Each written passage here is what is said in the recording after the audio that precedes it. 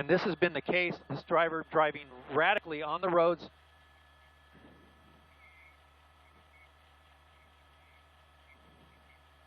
It looks like he's turned into the VA area. Oh, look at this. He's into a dead end here. Again, no units behind this vehicle.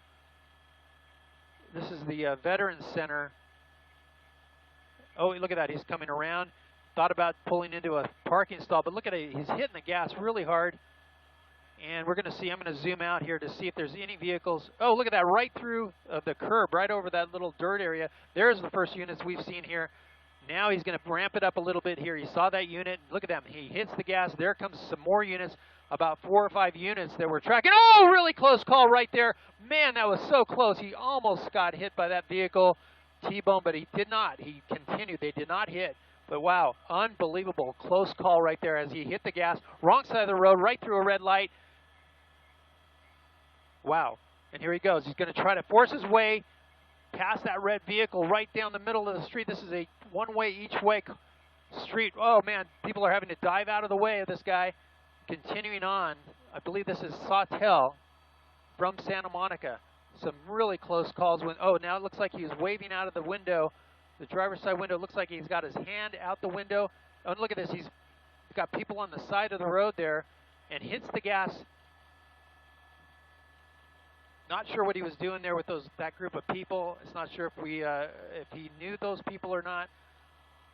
But again, this suspect is said to have stolen this vehicle. We understand that there's a weapon in the vehicle.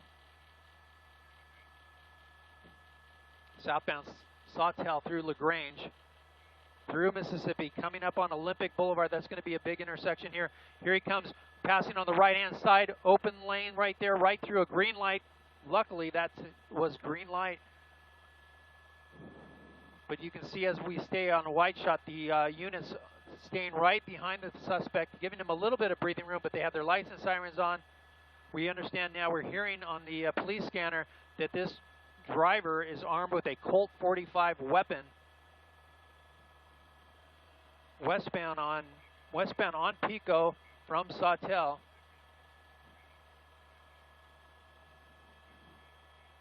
And look at that. Look at the speeds here on Pico westbound. Coming up on Barrington very quickly. Let's see what happens if he goes right through that intersection, right down the center of the street, and continuing on. Now they were in tracking mode, meaning the helicopter was only the one tracking this vehicle, but now they have re-engaged this, and this is a full-blown pursuit at this point. Westbound Pico through Bundy.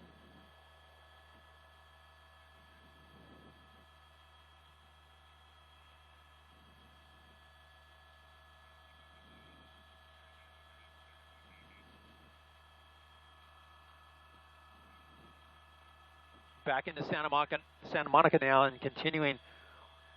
Now we'll see if Santa Monica PD gets involved in this pursuit.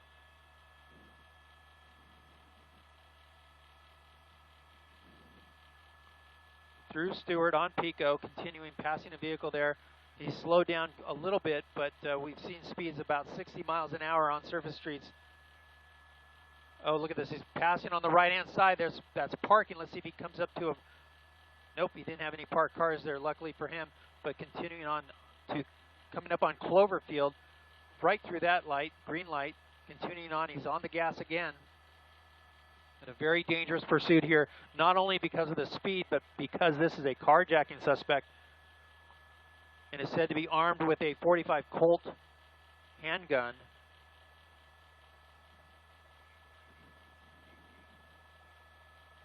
Pulling up right alongside that car. Not sure why he slowed it down. Now he's speeding up. Sounds like the Santa Monica PD may be assisting in this as well, since they're in their city, or is coming through their city, I should say.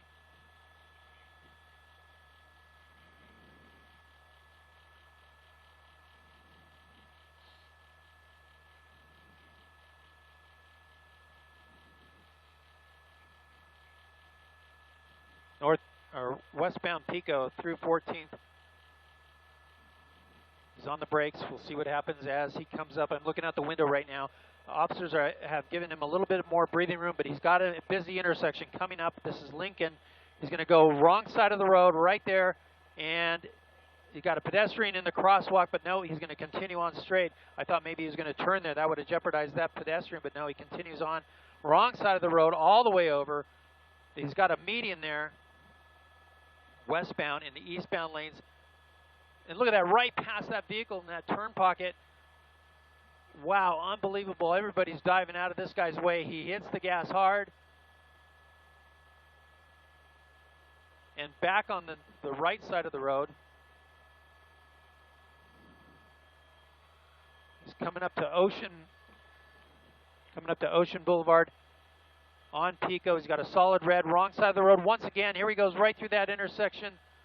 Nobody there. That's good news, but continuing on, another intersection. These intersections are very close. Wrong side of the road on that left-hand turn there. And, oh, right around that vehicle and continuing on Ocean now. Southbound on Ocean from Pico. And this driver's desperate to get away. Again, this is a carjacking suspect in a stolen vehicle out of the LAPD Newton Division. This was near 42nd and Broadway where that carjacking occurred. The LAPD was looking for this vehicle, and they were able to track it down and find it. Look at this, wrong side of the road as he swerves there. I'm going to zoom out and show you that intersection. The car in the intersection there goes right around that car and continues on. Right through that red light, continuing on.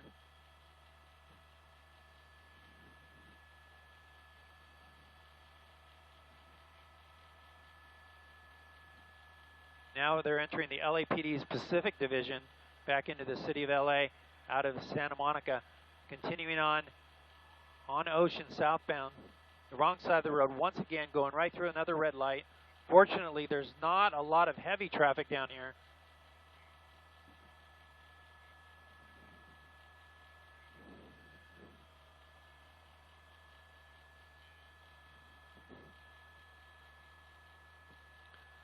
Southbound on Ocean, passing Rose, the wrong side of the road once again.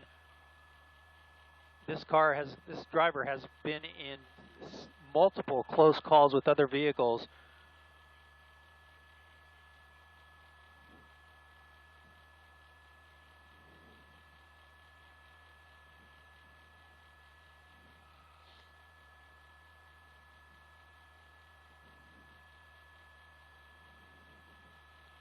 And continuing on Ocean, you can see the traffic isn't as bad as it was on Pico. But again, there could be a lot of foot traffic out here at this hour. Approaching Venice on Ocean, southbound Ocean, approaching Venice, through Venice and continuing on. You can see LAPD now closing the gap on that suspect, as I'm going to zoom out here a little bit to show you what's ahead of the suspect as he continues to drive on Ocean. Wrong side of the road, he keeps passing on the left. And LAPD is worried about pedestrian traffic, and whoa, right there, another close call. That was Washington. He had a close call with a car that was coming right through the intersection, ran that red light and almost hit him. And he's going to be making a left turn there on Via Marina.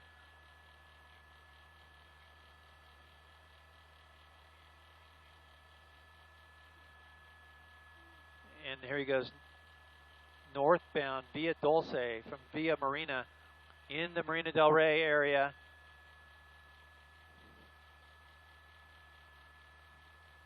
And now he's going to try to work his way back. This is one of the major streets through this narrow strip. And I'm going to zoom out so you can see the parade of police cars behind the suspect vehicle.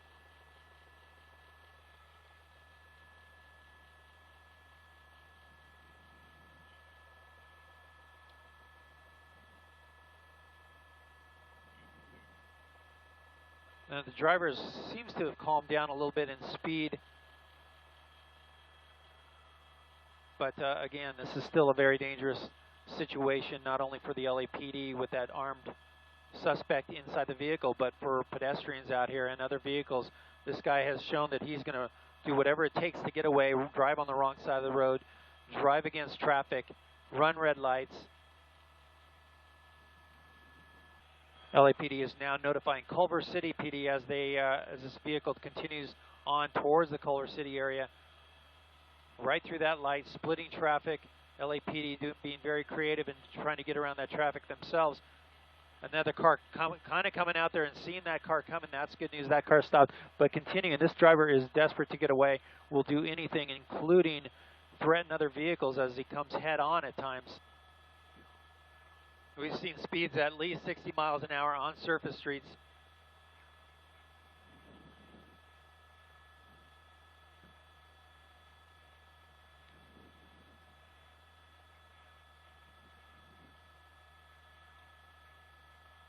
LAPD unit there. It's a southwest division of LAPD that engaged this suspect when it came through their area. We believe this is a carjacking suspect out of the Newton division. 42nd and Broadway is where that carjacking took place. The suspect is said to have a Colt 45 weapon in the vehicle. Back on Washington Boulevard from Washington Place, hitting the gas hard there and accelerating in Culver City now.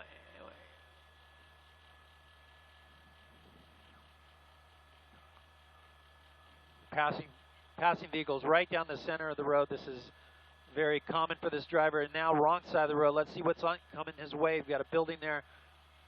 And he's back right down the center of the street, basically. Look at that LAPD officer right on his tail there.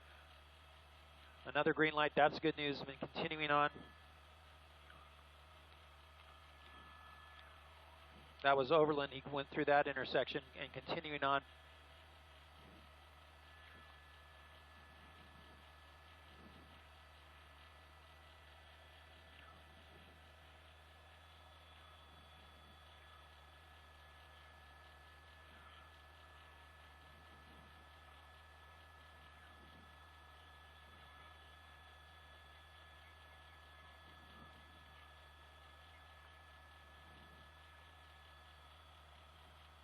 Okay, left turn here, northbound, coming north, Mike, and my pilot, Mike Case, doing a great job up here in News Chopper 4, continuing to track this pursuit. You can see the suspect now turning westbound on Venice, westbound on Venice from Belmont. LAPD unit right there. They were requesting, wrong side of the road, here we go. They were requesting permission to do a pit maneuver, but since this suspect is armed, they're changing their mind here. Back on the right side of the road and continuing on. We got some pedestrian traffic we're hearing at this intersection. Let's see what happens here. I'm going to come wide. Heavy traffic. He has nowhere to go. Let's see what he does. Is he going to try to force his way through? And sure does. Right through that traffic. Unknown if he hit those cars or not, but it looked like it was really close. And then he, boom, hits the accelerator and just takes off like a bolt of lightning.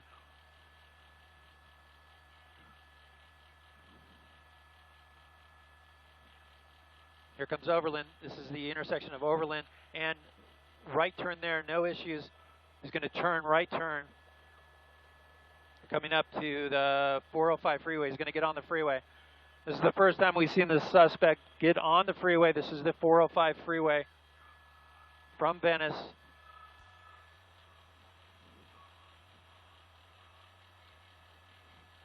And the LAPD units may be engaging. They're also going to notify the California Highway Patrol. Northbound 405 from Venice.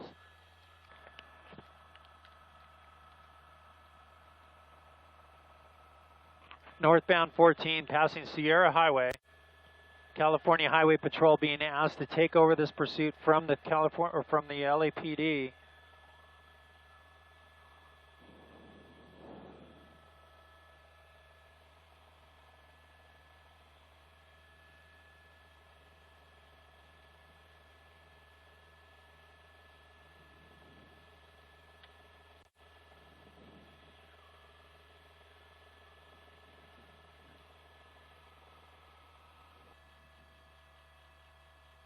We're hearing that. Sounds like there's at least 5 LAPD units trailing behind the CHP. And we're now hearing that for the first time confirmation that, oh no, he crashed right into the divider there. What happened? Unbelievable. Now look at this, the CHP coming up aggressively. The driver open door. Again, the suspect has a gun. This is a very dangerous situation.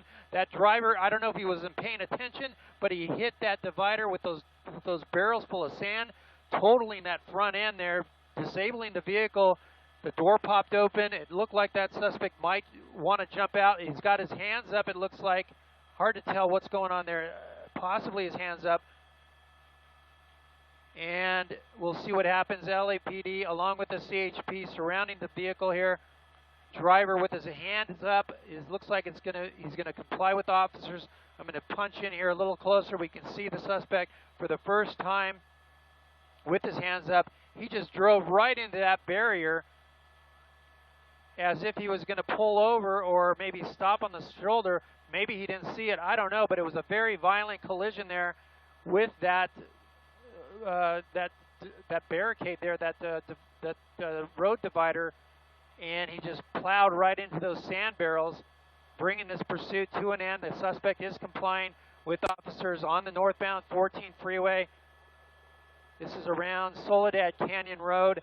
Officers with their guns drawn, suspect on his knees, complying with officers. They believe he was the only one in the vehicle at the time that this carjacking took place. But wow, what a violent end to this pursuit as that driver just plowed right into those barrels of sand, bringing it to an end.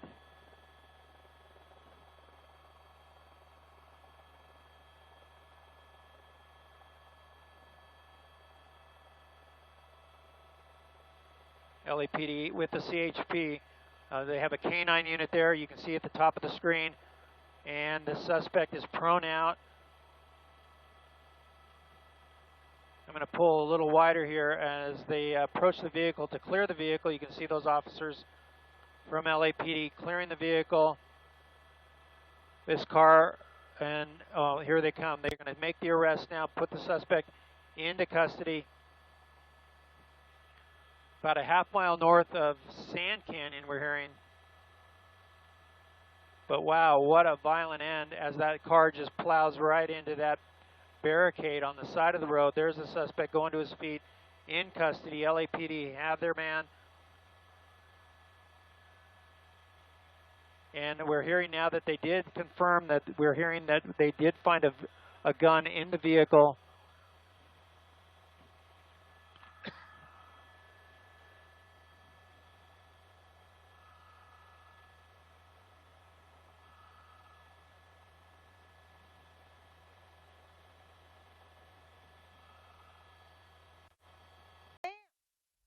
We're on going to Bob Moore Chopper 4 right now. As you can see, this chase is on. It's the one we were telling you about momentarily, just a few moments ago, rather. And we want to check in with John Welsh and Bob Moore Chopper 4. John, give us your exact location now and kind of tell us what you can see.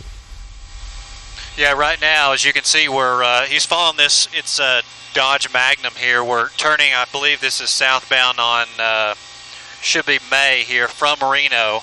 We're coming up underneath the underpass to I-40, coming into Stockyard City. He's being pursued by Oklahoma City. They've been following him for about 5 or 6 minutes, or that we know of at least for 5 or 6 minutes here. Luckily, he's kind of stayed out of a lot of traffic and hasn't really put everybody else or all the other motorists in jeopardy here. But you can see, obviously, we've got 2 patrol cars, 3 right behind him as he's southbound here on May coming through Stockyard City here, Kent. Now, John, we got some radio traffic indicated this possibly had something to do with an armed robbery, getting into a little heavier traffic there on South May. And as John said, certainly other drivers are possibly in danger crossing over the center line there, as you can see. Such a dangerous situation. Oklahoma City Police always try to back off, let the choppers kind of keep an eye on these guys. He's coming up. Go ahead, John. He's coming. The train track, Kent, is there's a train on the track, so he's going to come right through here. And now he's going down the road, or the right next to the train tracks, just north of the tracks. There's 3 cars and 1 SUV following him. It's going to dead end here because there's a creek There's a creek right on the other side of this, Kent, so there's really nowhere for him to go. Looks like he's going to be bailing out here pretty soon. He's looking behind him to see where the officers possibly are. Got to know that car's had some damage done to it after you saw it just when it hit that ditch right there. Realizes he doesn't really have anywhere to go. Looks like he's going to try to take off again. You can see the steam coming from the front of that car where possibly the car has been damaged there, where the radiator is possibly damaged. Maybe that car has died on him right there. We're not sure. John, what can you see? Yeah, well, you can see, Kent, obviously there's probably 4 police cars right behind him. They're kind of sheltering themselves behind the door. You saw him get out, try and run. Looked like he was trying to get in front of the car. It kept going. Then he went and got in, shut the door. So he's in there. Obviously, like you said earlier, the radiator's broken, but apparently he's going to take off again. The other side, we tried to look in there briefly. It looks like he has a broken window and maybe some cardboard covering it. But this ends right here in a creek, Kent, so he can go about 200 or 300 more yards, and then it's going to dead into a creek, and I don't know if he's going to try and jump the top of the tracks there, or if this is going to hopefully come to an end of the pursuit here. Well, we're just going to watch it with you, John. Yeah, there's the creek. He doesn't have a whole lot of options here. We're going to watch it. Hopefully he'll just give himself up peacefully as the officers are coming up behind him, no doubt, and it looks like that's what he plans to do. Good news there, John Welsh. This is a good ending here, Kent. Yeah, very good ending. But we're going to stay with it until the officers make this, apprehend this fella right here. Yeah, he needs to probably get out of that vehicle. They're taking it easy, though. They're giving him commands, obviously, on the scene. We're going to stay with you there, John Welsh and Bob Moore Chopper 4. Looks like a pretty heavy police presence there. Yeah, definitely. There's 4 cars there, and I'm guessing another unmarked pickup truck there in the bottom right of the screen. As you can see, he had his hands out, and then police are giving him commands, so I don't know if he's bringing his hands back in to try and open the door, or, you know, this is one of those deals, especially in armed robbery, you don't know if he has a gun or what else he has in there. So it's definitely a high tense situation for the police here, Ken. Yeah, we saw him take off one time. I mean, desperate people do desperate things. There's no telling what this guy might try to do. Got to know that radiator certainly a big issue for him, as we can see that still steaming away right there. Again, he had his hands sticking out of the windows. If you're just now joining us, he had his hands sticking out the windows just a second ago. Thought, well, here he goes again. You're thinking maybe he's just going to pop the door open and give himself up. Maybe, possibly, there's some damage to them. We saw him open the door earlier, so he should be able to open it without any trouble. Officers obviously keeping cover because, like you said, we believe this started as part of an armed robbery a little bit earlier. This whole chase got underway in the area of Agnew and Southwest 29th, and then covered some ground, went up to Reno for a while. He came back on South May, came down South May, ran into that train that was on the tracks, as John mentioned, so he had to turn there. And that's how he wound up out here on this little embankment, if you will, after driving for what looked like to be about a quarter mile. Yeah, that's right. And he's got his hands up like he wants the police to come up there and get him out of the car. And obviously they don't want to go up there and get him out. I wouldn't either. They're telling him to get out of the car, you know, because ideally what you'd want him to do is reach out, open the door from the outside, and then get out and then follow your commands. They're going to make you step back, you know, turn around, face the vehicle, get on your knees, and then they'll go up and arrest the guy. Because, you know, if this was an armed robbery, looking at it from the police's perspective, it could be he's trying to bait him to come up there so he could, you know, shoot him or harm him in whatever way. So, I mean, obviously he should give himself up. That's what they're trying to get him to do. So this could hang out here a little bit before he decides really what he wants to do, Ken. It looks like he's yelling out the window, so he's communicating with the police in some way, is what we believe is going on. Of course, we can't hear any of it. But John needing to talk to the tower there momentarily.